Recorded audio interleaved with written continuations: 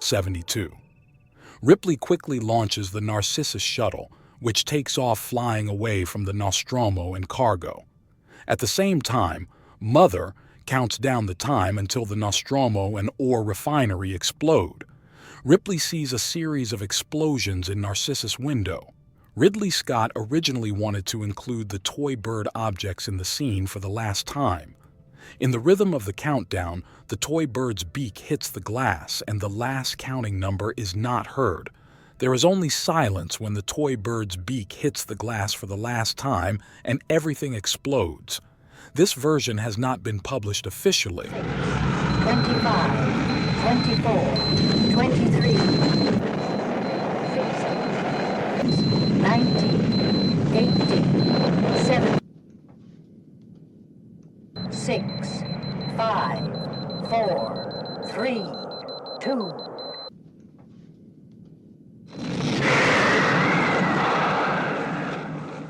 '73. Ripley prepares for hypersleep. While preparing, suddenly, an alien limb comes out of the structures. Ripley runs to the equipment locker in a panic. She puts on a spacesuit, loads the harpoon, carefully goes out of the equipment closet to sit there and ties herself up with the belts.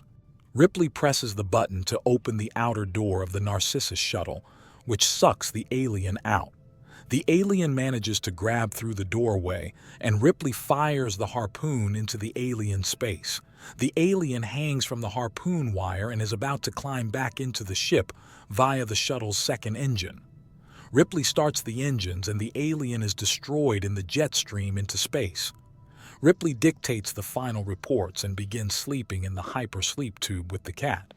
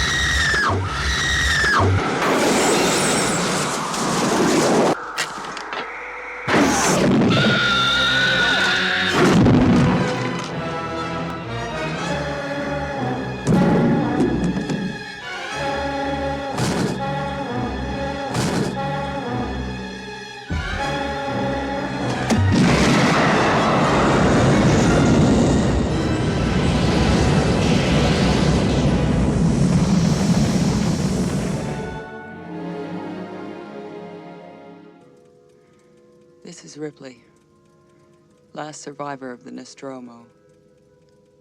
Signing off. There were several different versions of the final scene. The final film version, as presented earlier, differed significantly from the final screenplay version, novel version, and Ridley Scott's versions. In Ridley Scott's version, Ripley was originally supposed to be completely naked in the scene. The film company saw nudity as inappropriate, and it was feared that the film rating would change, so Ripley appears in the scene in a t-shirt and underwear. According to Ridley Scott's storyboards, Ripley is pulled out of the outer door of the Narcissus shuttle with the alien after Ripley has shot the alien with a harpoon. Ripley is hanging from a safety wire outside. The alien starts crawling along the wire and Ripley shoots the alien in the head. The alien is wounded, but it has no major effect. Ripley manages to get back on the ship and close the hatch before the alien can get inside. The end proceeds like in the movie. The execution of the scene was left out for budget reasons. No footage of the scene has been leaked to the public. Ridley Scott originally also planned a much darker final scene as well. In it, Ripley doesn't notice the alien in the Narcissus shuttle. Ripley records the final report. Unexpectedly, the alien kills Ripley by biting her head with the inner jaw. The production company did not agree to this. The movie company insisted that Ripley had to survive and defeat Alien. No footage of the scene has been leaked to the public. Thinking about the sequel, Ridley Scott also had an idea through another alien or an alien egg. The film would end like in the final movie, but right before the end, a video of another alien or an alien egg in the hull of the Narcissus ship would be shown. Final screenplay and novel version of the final scene were very similar. According to the final screenplay, Ripley confronts the alien directly, but the alien does not attack but looks at Ripley. Suddenly, Ripley dives towards the equipment cabinet. While Ripley is in the equipment locker, the alien looks at Ripley through the glass of the equipment locker out of curiosity. In the background, the panicked Jones cat is moaning loudly in the cat's carrier. This annoys Alien and it focuses on the cat's carrier. Alien starts swinging and throwing the cat carrier. Ripley knocks on the window and tries to get Alien's attention. Ripley puts on a spacesuit and comes out of the equipment closet with a sharp spear. Upon exiting, the alien is confronted by Ripley, who impales the alien with a spear. Acid starts leaking out of the alien, and before the acid touches the floor of the ship, Ripley opens the outer door of the Narcissus shuttle. Flying out, the alien grabs Ripley's leg with its limb.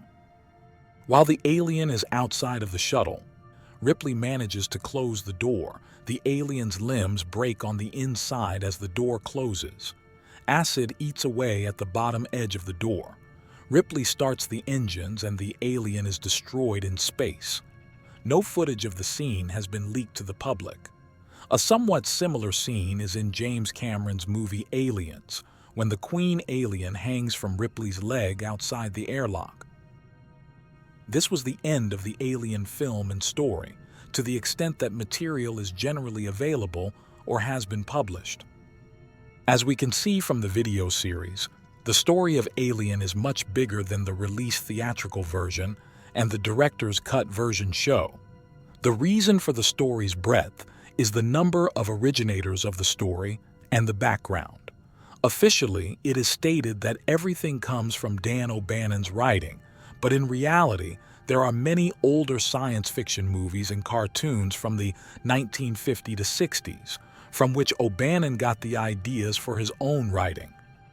For example, The Thing from Another World, 1951, Forbidden Planet, 1956, and Junkyard, 1953, have influenced O'Bannon's screenplay. When 20th Century Fox/Brandywine Productions acquired the rights to Dan O'Bannon's 1976 screenplay, Brandywine Productions' David Giler and Walter Hill began developing the screenplay. The script of the film changed and developed countless times during filming. In 1978, Ridley Scott was attached to the film and immediately began creating storyboards. bringing his own addition to the screenplay. H.R. Giger and Ron Cobb have had a huge influence on the visual result of the film, and with it, the scenes. In addition to these, the final result has been influenced by many other people. Naturally, Ronald Shusett as the author of the original story with Dan O'Bannon, but also the production company, with whom Ridley Scott had constant discussions during the production. Final screenplay, 1978, represents the starting point for making the film. Behind it are a lot of ideas and suggestions that Ridley Scott drew in storyboards. Some of the ideas and suggestions were transferred to the script, some part not. If the budget for the film had been higher, we would have seen significantly more storyboard scenes in the final film. The production and filming of the movie Alien in 1978 has also broadened the story, in some ways confusingly. In the film, we can see scenes that are not in the screenplay and scenes that have changed during production. The released Alien film is a cut collection from a larger whole, both in terms of the story and the filmed material. So, there isn't one specific Alien story. It's a big whole from which the story is born. This makes the film fascinating even after 45 years. This brings us to the central important question. How much footage was filmed that has not been released, and what does that footage include? This is the question that the next Alien video series will delve into.